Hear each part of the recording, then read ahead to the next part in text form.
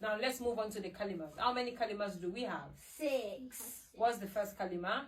Kalima tayyiba. And what is the recitation for kalima tayyiba? La ilaha illallah Muhammadur Rasulullah. Perfect. Second kalima? Kalima shahada. And what's the recitation for kalima shahada? Ashhadu an la ilaha illallah wahdahu la sharika lahu wa ashhadu anna Muhammadan abduhu wa rasuluhu. Very good. The third kalima? Kalima tamjid. And the recitation for kalima tamjid? Subhanallahi walhamdulillahi wa la ilaha illallahu Wallahu akbar wala hawla wala quwwata illa billahi il aliyil